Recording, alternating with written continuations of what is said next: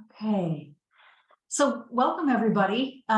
Really appreciate everybody taking some time out of their evening to participate in a conversation about the AWAF mentorship program. I'm Christina Monti. I'm the president of AWAF for 2022 to 2022 to 2024. Not sure what I'm saying there. I'm thrilled to be joined by 5 of our past fellowship winners, as well as 2 co-chairs. So Isa Mattia and Megan Horn are the co-chairs for AWAF's Awards Committee. And I'm going to go ahead and turn it over to Megan, who's going to take us through our conversation tonight. So thank you. Thanks, Christina. So I'm Megan. I currently work within the LA area as a landscape architect, and I'm delighted to be part of the AWAF organization and a co-chair, and following up with Christina's lead, being the vice president for the next couple of years, or same time frame, whatever she said. And so the AWAF we are really the kind of fundraising and giving away awards as part of AWA, and most of you know AWA+D. So we have the best job. We get to collect money and give money. Obviously the giving is much more rewarding than the collecting, but it's been great to create our networks. And most certainly, I think this is a special network, seeing as this program has only been going on since 2016. It's a very young program and a program that we're hoping to build out. So it's really important that we get our past winners to share their experience. And so what we would like to go through is just the fellowship. So we have 2 awards. We give scholarships and fellowships. And the fellowships are for people that are already within the design industry, and the scholarships would be students studying within the design industry. So with that, I thought I would just give like high-level overview of the application process. So the application can be downloaded from our website. Maybe someone can drop it in the chat as I'm talking, but it is due on April 14th, which is a Friday, and it's a 5 p.m. Deadline. So we will be using that pretty strictly. We don't have a clock that will reject you like some RFPs do, but we really are holding true to the deadline itself. In general, the application is pretty straightforward. You have to fill out the form you see and then submit a series of documents, including a statement, which could be 1 to 2 pages, and it really just highlights your proposal, your current resume, portfolio. And this portfolio, I'm sure many of you have worked on a ton of projects, but you can really limit it. And I think it's what you just want to showcase as something you're really proud of. It doesn't have to be necessarily affiliated with your project proposal, but if it does, drawing those parallels, it's always a bonus. And then also a project budget, so we can understand how you intend to spend the award, which is $5,000 this year. And then lastly, 2 letters of recommendation. And those can all be submitted via email to our, I think it's awards@awaf.com. So with that, I thought we would just talk about some kind of shared experiences. So we have some inspiration for applicants. And I'd like everyone in the past winners, maybe in chronological order. Actually, let's go in reverse order because I know Melissa needs to leave. And just talk a little bit at a high level, a summary of your project and why this was important to you in your mid-career. And let's try to hold it to 3 minutes or less. Melissa, are you back from your water? Yes, I'm here. Can you hear me? Yes, I can. Amazing. Okay, cool. Okay, so I'll kind of run through these. So high level summary of it was, I kind of was wanting to ask, like, can 3D printing really be affordable? And some context to that is, like, I work in single family residential, and there's just been this crazy like price per square foot that we've been working with. And I'm just like, is this really what like the standard moving forward is going to be like? And so it was, it resonated with me in my mid-career because I kind of do sculptural objects with 3D printing technology and using it for mold making and stuff like that. And so I was really thinking about how can you translate that into like architecture and also making these unique structures that could potentially then be affordable. So that kind of like having that crossover. And again, it's not only related to the sculptural pieces, but like architecture of like, but anyways, I got 3 minutes, so less than 3 minutes now. Where were you when you applied and what inspired you? So what inspired me is actually I was working with somebody that was really interested in using the technology and building something, but it was really hard to find precedents to make the person confident and actually like being like, I'm going to invest a big chunk of money into this. And so I was thinking about that as like, well, that's probably going to be what all future clients or people, whomever I'm working with, is they're going to really want to see some kind of data or stats and legit precedents. And so how that's going to impact me moving forward in this, and also the way that I'm trying to present it to the group coming up, is like looking at it from that perspective of like, how can I teach other architects and teach other clients of like how to use this technology and apply it to projects? When is it appropriate? When is it going to save money? And when does it not really save money? So it's kind of the full circle back to like, it's another tool in our toolbox of being architects, because you can't, you know, use stick frame or concrete or blah, blah, blah, whatever material that's the best for your specific project and your specific site. So to me, it's, again, it's adding another tool to the toolbox to this bigger community, so it can be kind of a collective like data or information. So I think that's great. So you're kind of in it right now. So we're still experimenting and seeing what's going to come of it.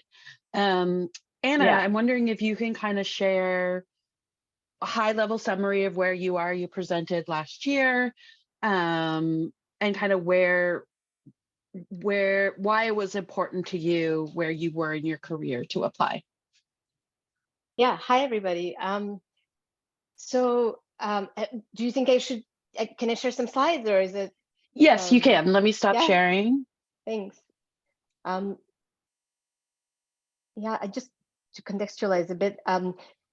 So I'm the 2021 winner of the fellowship. It was an amazing time, but also, you know, it was kind of COVID time. So I think it was special for like multiple reasons, also outside of our normal lives. But what was important for me, at least, was being able to work outside of normal daily routines.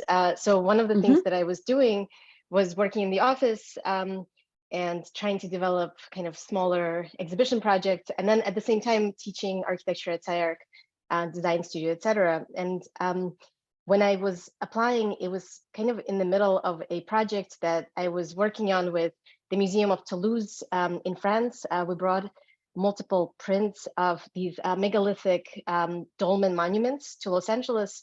And I wanted to understand a way to translate these 6,000-year-old structures into kind of contemporary construction techniques. And so we began to imagine what it's like to both build this as a kind of office project, but also as an exhibition project. And what the fellowship allowed me to do was to really take the time to write about these things. So while we were building these things, and they're made out of SIPs, so that's something that became part of the more professional kind of line of thinking. We were also kind of, as part of the exhibition, thinking how to contextualize this, both in a kind of historical research, but also in a kind of pedagogical space. So this is the exhibition in the SciArc Gallery, and you can see that it was kind of a model inside of itself, let's say, built at full scale. And I think that what was really important, and this was, of course, coming back to this COVID time, there wasn't much we could do in the field, but, we were able to photograph this exhibition and also write about it and publish. So this was like a really productive year in a sense, when I was able to actually just work at home and concentrate on text. So this was an essay that came out in a book that was edited by Michael Hayes and Andrew Holder at Harvard University Press. In Inscriptions, Architecture Before Speech, they published the photographs that we took as part of this fellowship, and also a kind of text that kind of contextualized it, as well as another set of images in an edited volume by Viola Ago, who also helped to kind of publish this project in AD magazine. And so where it went in the future, we were kind of thinking about back to, like, from writing back toward the practice. And we were able to kind of take this exhibition and think about it as part of the standard ADU program that was here in LA, that was kind of initiated by Christopher Hawthorne. And so we launched kind of a series of plans that would be based on this, construction system of the SIP. And the SIP was really kind of valuable in terms of its qualities, in terms of like structural and, just pure like value for our kind of our values. So we're able to kind of launch one plan that took care of like 4 or 5 different schemes. And so as a result, this project kind of lived on both as something that I was able to teach at SCI-Arc as part of the pedagogy, but also still continue to work on in the office. So in terms of, there was a question that before we started from one of the viewers, which was whether or not this is like a short-term project or a long-term. I think in my case, I thought it was going to be short-term, but it became a longer term that allowed me to really take it into multiple directions, which was kind of amazing. But I guess we don't plan for these things to be that way. It just kind of happens. Yeah, that's really lovely to hear. I really like how, Melissa, yours was like really about informing your practice. And then Anna, yours is like this kind of inspiring, just more creative need of researching something. So 2 totally different applications, but really amazing to see them grow and come along. So next, I would love to hear from our 2020 winner, Ashley. Are you on the line? I am here. Oh, can you hear me? Sure can. Okay, cool. Can I share my screen? Yes. Okay.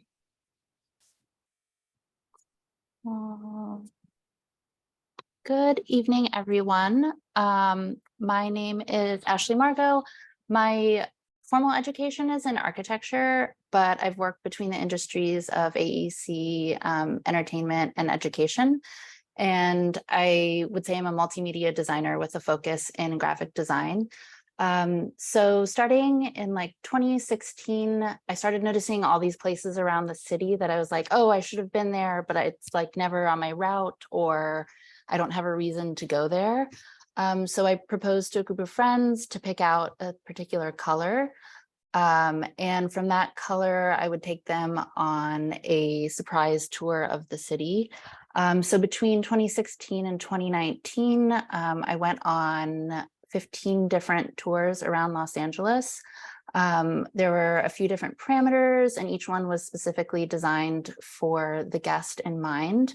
But I didn't have an end goal. I wasn't like, this is going to turn into XYZ at the end. It was really just about getting to know Los Angeles in a different way. So when the opportunity arose to apply for the fellowship, I had a few different ideas of what I could turn this into, but it was ultimately through the fellowship that it ended up turning into the project that it was. So each of the tours ended up turning into a separate color ribbon, and there's also a map that goes along with each of the ones. And this particular fellowship felt really important to me because I fall between a few different industries. So to have a professional organization that's well respected and as a platform to start to share this project was really meaningful. And since completing this project, the following year, I won from the Architecture and Design Museum, one of their design awards, and I've continued to experiment with different forms of representation and also different ways of placement within Los Angeles. So what it means to have the city on the city, and also continuing to go on a few tours. Each tour has continued to have unique locations, and I found that I've gotten better even as time has gone on with creating these tours. And so I think, and I imagine that there will be a longer life to this project, but time will tell where it goes. Wow, absolutely beautiful. I think we all in this room or in this chat do a lot of analysis and understanding how people move through space. I've never thought about doing an analysis of a city by color. So I find that really kind of inspiring and really interesting. Thank you. All right, 2017, we're skipping a few years. Those winners are very busy out in the world applying their research. So Audrey, why don't you share your project? Sure. Do you mind putting the prompts up again? I'm sorry. I can share no the problem. project though. For my fellowship project, I proposed a podcast where I was interviewing women around Los Angeles who I saw as being very successful, and trying to find out more about them.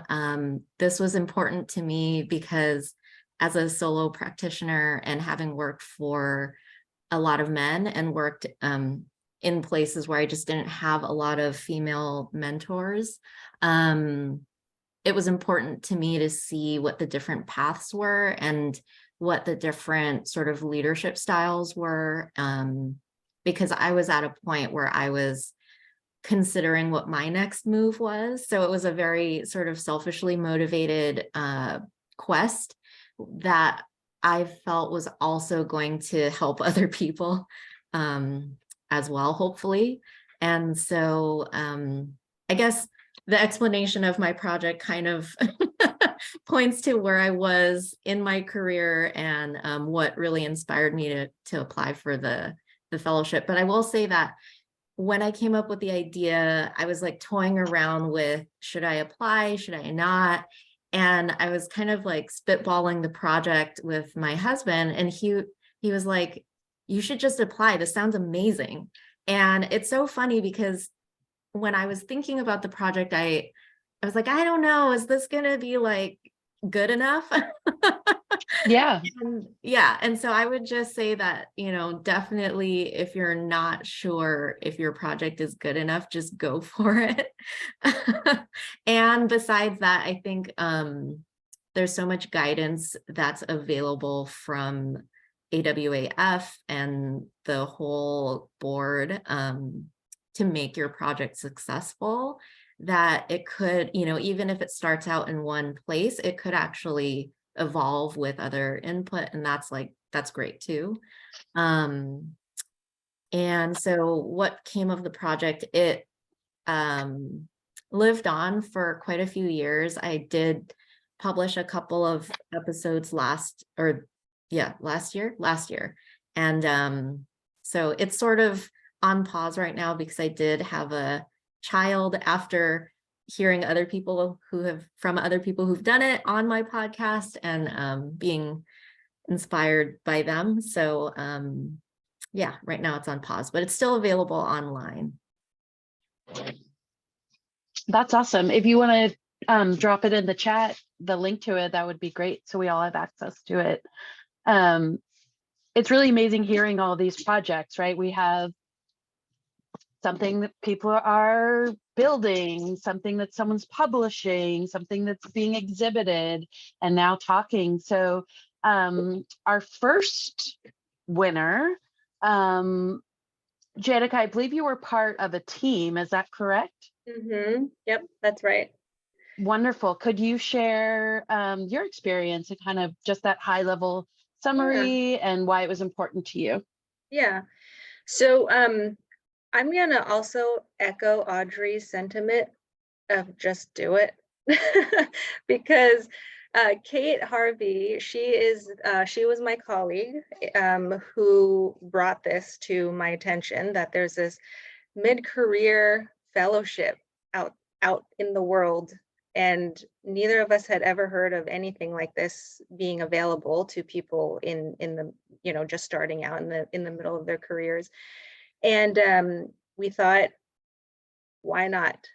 And she submitted, and our application got chosen.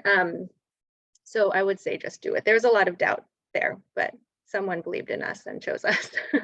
So I agree with you. I think that's an yeah. amazing kind of both of you giving that advice. And I think that's what, you know, a lot of the research on women is a little bit different, right? That we doubt ourselves and we need to just step up, and you're in a nice, friendly environment to just go for it. You know? Yep. So our project, it was called 1200 Play Yards. And both Kate and I were working at Osborne, where I'm an architect. She is a landscape architect. She's currently at Rios now, and I'm still, I'm an associate principal at NAC. But we were working with a very large client, AWA+D. And they had this wonderful ambition of master planning all of their sites, bringing new facilities to their students, dreaming about what could become of their aging spaces, their aging infrastructure, and how can we make it better for these kids. And along the way, we would present ideas that had to be tucked away into a little box that they didn't want to see because it wasn't feasible, it cost too much. And so we ended up with so many ideas about how can we make this better? How can we push the envelope more? And when this opportunity came up, we thought this would be a great opportunity for us to make this a thesis for ourselves, like a mid-career thesis. I was out of school for 6 years at that point, and I wanted to, you know, not have any boundaries anymore. In the working environment, you have lots of those. And this just gave us the opportunity to play. And to the question of, is this something that has to have longevity? You know, is this a commitment that you need to try to fit into your life for the next 10 years? I would say for us, it wasn't. It was a way for us to explore ideas for the year. It was a chapter in both of our books of our journey through our career. And I think that the result of it was that we were able to exercise a lot of muscles that we couldn't exercise in the office very effectively. And that in turn helped us through the rest of our careers. You know, how to talk to clients, how to present, how to think outside the box, and then try to bring it back down to ground so that it could be executed. So I would say that was the big draw for us, is it just let us play. That's awesome. I would like to ask just like the group in general, so anyone feel free to answer, but how did you find the time to do this along with your day job that I know is very demanding?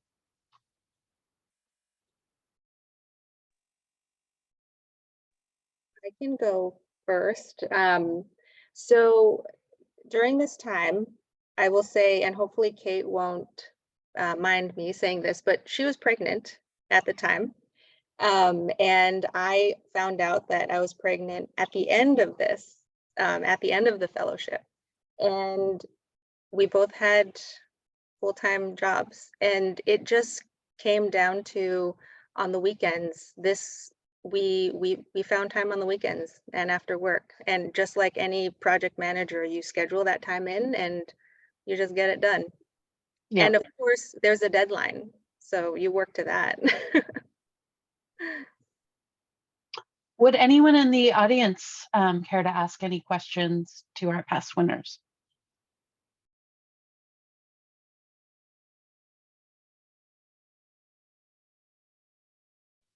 Yes, I have another question. I know that we're applying singular, but I am quite inspired by having a team member that could potentially, help me carry the load of what it is that I want to deliver. How, I don't know what the rules are for that. I think we welcome a partnership. It's just there's only one award that goes out. So Right. just how you use that award together.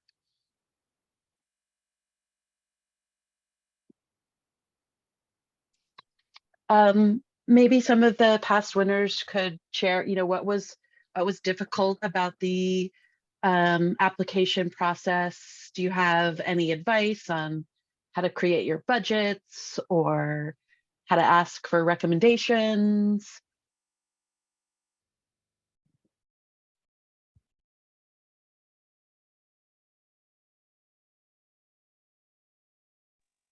Okay, I'm going to take that silence as everything was super easy to do.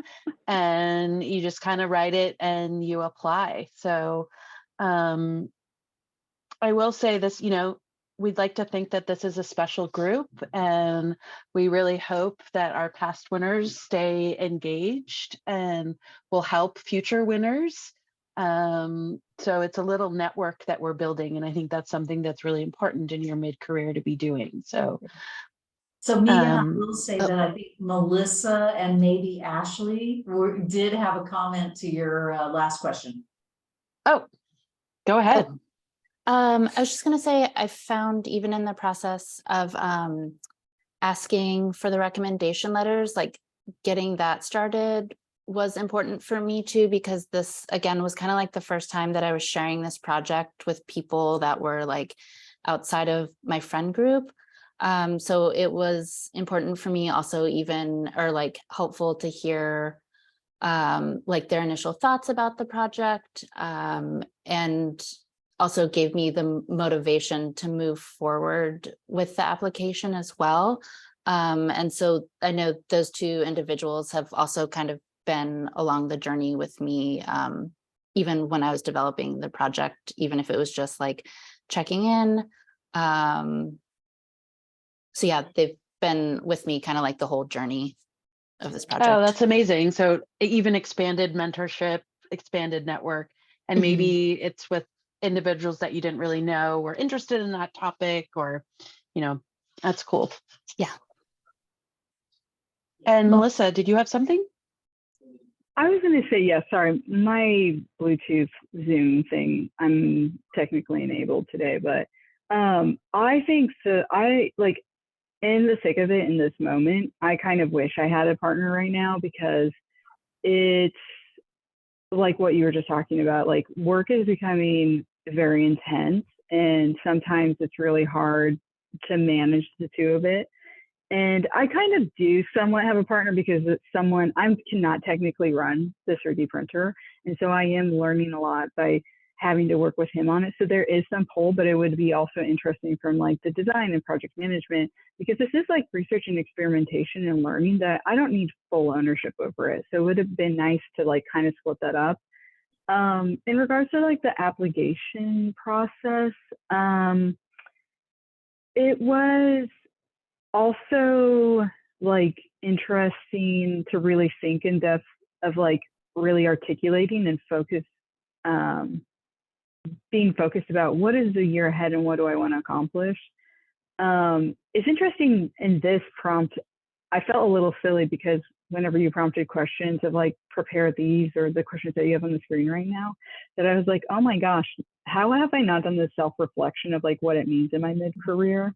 And how is it applicable now? Like it made, like once I thought about it, it made sense. I was like, oh, I know these answers, but I thought that that would have been really thoughtful to think about even before applying, because I think I would have probably come up with the same answer, because these were things I was doing in my free time already. I just didn't even have the funding. I was like trying to figure out how to get funding. So, but I really love if you kind of think about that of like, how can I use this as like something to really dedicate for the next year of furthering an interest that I have, because the way I've been thinking about how I was early in my practice I was gaining all these skill set, and now I'm kind of being able to flourish and create a personality and design style. And I think that this really is helping me articulate that too. And it might, at the end of it, hopefully I'm able to build off of that. And if I'm not, it's a learning piece that I was like, you know what, I don't want that to be part of my career. So I really love the thoughtfulness that it can provide you the resources to really explore. And I really appreciate that I had the opportunity, because I was literally just like trying to self-fund it, because I was like, I need to figure this out about myself a little bit. So anyways, I really think the thoughtfulness of like thinking about what you could use it in the future is a really interesting idea from the beginning. So yeah, all of our mid-careers are so different. You know, it's yeah. Some of us are stepping into more leadership positions. Some of us feel really stagnant where we are, you know, wanting to get back to design when we've gone a more technical route. So it should really be thought of as like this stepping stone and kind of bridging your dreams of design all coming together. You know, and I loved, oh, sorry, Audrey, right? Yeah. I was going to say, I loved your project because it's this, I've been also at this point in my mid-career of like wanting to connect with other women in the field and trying to figure out what it's like for their careers and what their obstacles have been. Because there are, sometimes I feel like things that happen to me, I'm like, is this unique to other women or is this unique to people in the field?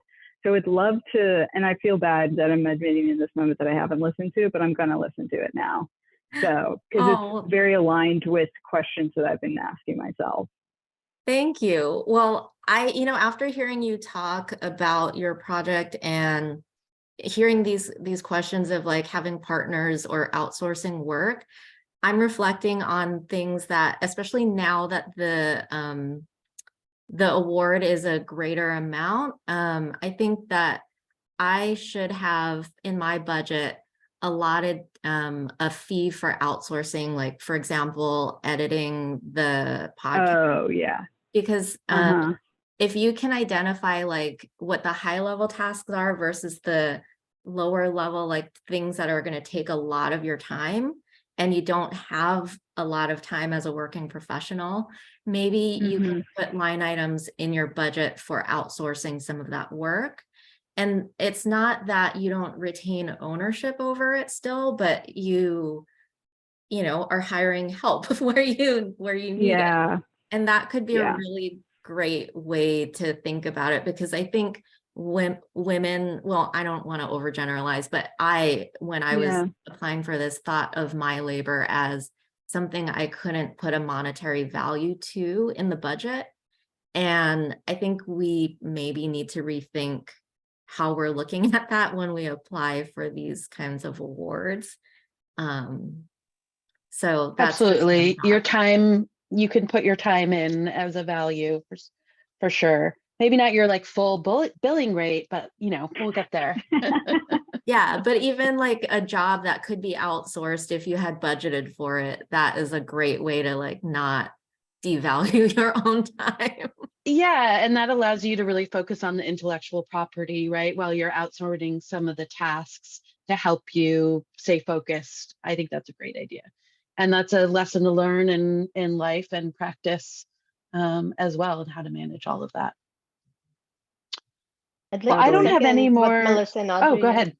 Oh, just wanted to second what Audrey was just saying, and also what Melissa was talking about. I think architects in general, I mean, it's not just women, but architects tend to do things themselves. Like we do everything in-house. We try to, you know, render and photograph our own projects. And so for me, it was really helpful to hire a photographer and to do professional photography.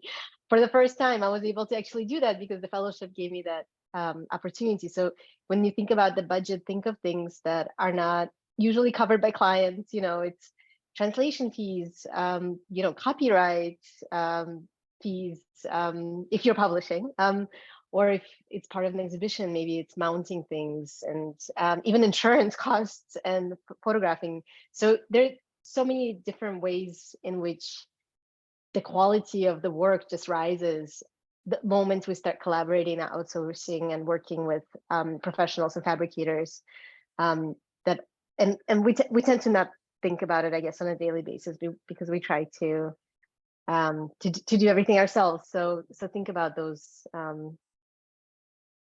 quite seriously. It's really helpful.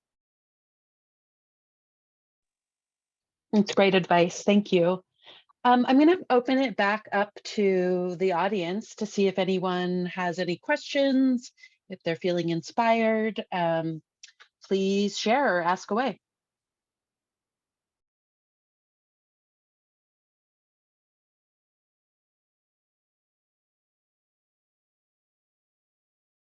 Megan, I know we have a bunch of folks in the car, so that might be one reason why they're either hesitant or not able to ask any questions. But we did just have one person just join us, Nitya.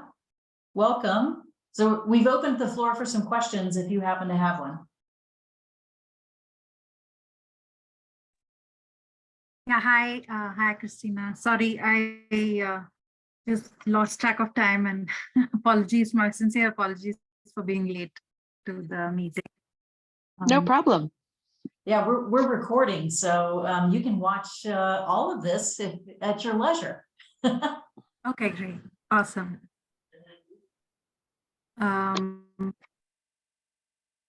Would you like me to introduce myself? Not necessarily, but if you do have any questions, we have 5 of our past winners on board, and we have the 2 co-chairs of the awards program. So, I mean, this is a great opportunity to, throw out anything that you're curious about. Yeah, sure. So actually, I mean, one of the main reasons I even wanted to attend this meeting was primarily to, just ask. I understand mid-career. I mean, it's considered. I just wanted to get a sense what really you mean when you say mid-career, because it means different things in different contexts. So I just wanted to get an understanding on that in terms of fellowship, and just some more background information, which I guess I will find out once I see the information that you did present for the last 30 minutes. I'm sorry. Sure. So I think we've defined this year mid-career as a minimum of 5 years of experience. And we actually lowered that to hopefully open up the pool of applicants and interest. And we also had the internal dialogue, like you said, mid-career means a lot of different things for all of us. Okay, great. That's good to know. I'll just add to that when we first started the conversation, there was a mention about AWA+D. So that's the membership side of AWA, and then AWAF, which is the fellowship side. And our charge really, our missions are basically the same, to support and encourage and promote women in the design professions. And on the fellowship side, we do that through raising money and then giving it away. And so, this mid-career piece was really an effort to, for forever and ever, AWA as an organization, at least the last 50 years, had been engaged in giving out scholarships. But we really felt as an organization that there was a gap in how are we supporting women that had been in the profession then for a while. And so this was our opportunity to sort of, give back to women originally at 10 years of experience, and now, with just 5. And we continue to look as an organization at ways that we can address women's needs at different points in their careers. So we're looking at ways now of how we can affect and help young girls that may even be considering something in the AEC. We're also looking at the very end of the spectrum of women that have retired, and in what ways might we support them. So this is just part of a much bigger picture. It's one piece of a much bigger picture of supporting and promoting women. That's great to hear. Thank you so much for sharing. Sure. I just want to one more thing is that do you have any form of mentorship component that associated within the fellowship, or just because a lot of times I find that design is a very multidisciplinary field. So to say, there are many different kinds of design professions, and in most cases, they all always collaborate in order to actually come together and, even create something. So you don't necessarily, like, one of my challenges that I've found in the field in today's time is that I have been part of so many multidisciplinary teams that I don't necessarily have one, but like I don't have someone who has had a similar experience. So I don't necessarily know where I should be headed or where I should choose to want to go from here onwards. Just to give a background, I've been working in the field of historic preservation for 10 years. I've had primarily in work experience in the nonprofit sector, but by training, I'm an architect. So, it makes it a little tricky to sort of navigate. And I just recently returned to the US and I was working in India. So there's a lot of differences that I have to sort of work within. So, I mean, it's always helpful to have somebody who can guide you through, or just lend you what they have learned from their experiences. So. Absolutely. So the fellowship, like actual program, you get paired up with members of the board to check in and kind of ideate. I think you don't know who you're going to get per se, so they might not be directly aligned with your field, but hopefully it still provides value of just bouncing ideas off and discussing and keeping the pace of your project moving forward. Okay. Oh, that's helpful. Thank you. Thank you so much. Yeah, so I'll just add to that the mentorship that it comes with the fellowship is really about trying to shepherd the process forward, right?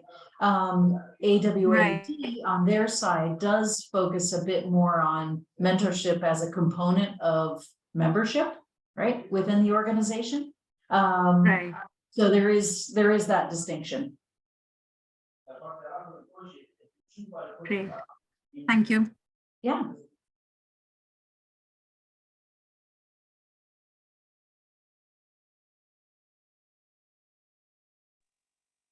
Abby or Elizabeth, do you have any questions?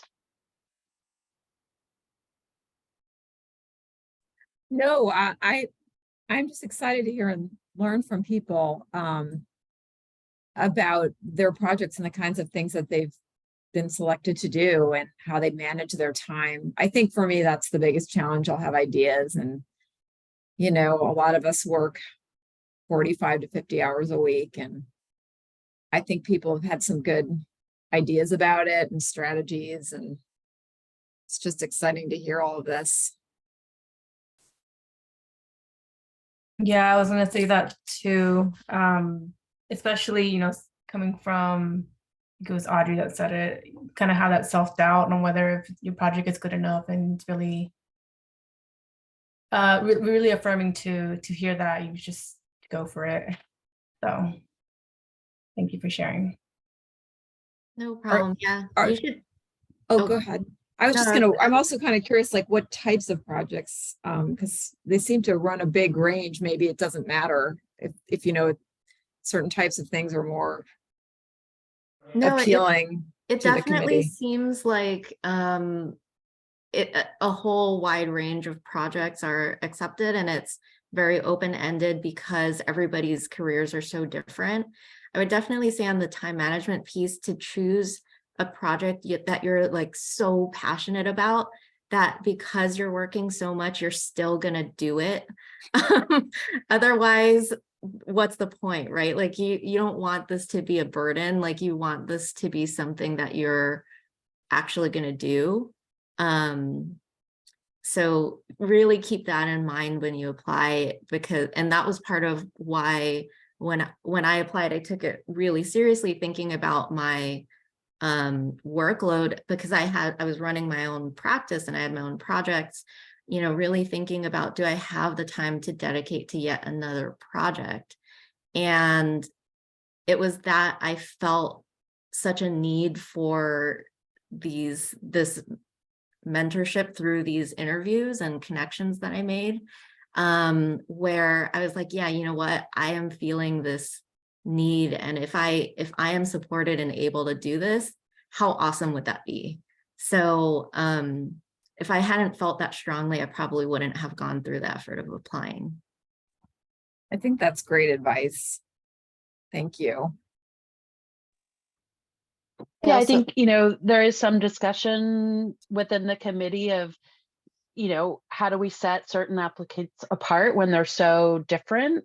And I think the idea of, you know, addressing something that's current, impactful, but really it is wide open, and we want that passion behind it. And that's what we'll really sing in your application. And so maybe Ashley, I think you had some thoughts too. Oh, sure. I was just going to add to what Audrey said about being like really interested in what you're working on. If you saw my application to what my final pieces were, they weren't one-to-one, because I got through some of the first few iterations and was like, I could force myself to get through this, but I'm just like not totally into it. And I need to be there if I'm going to produce this work at a larger scale. So that also informed like what I was making, so that I would have fun doing it.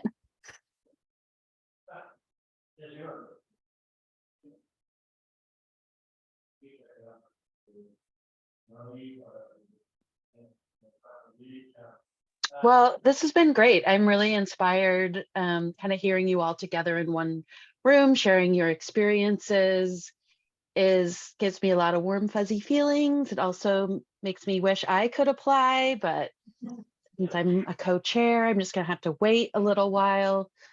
But thank you everyone for attending. If anyone has any last final thoughts, I know we have a little more time. If not, I hope everyone that's here that is not a winner is planning to apply and will soon to be a winner. Yeah, the only thing I will add is, you know, thank you again to our past winners for joining, because this is amazing to have you all in one space. And, you know, the ability to ask questions is certainly there for those that are still considering. So if we haven't addressed something tonight through this, please make sure to reach out to that awards@ email address, because, you know, it is a big step, and we're here to support you sort of as you consider, as well as, you know, after you've applied.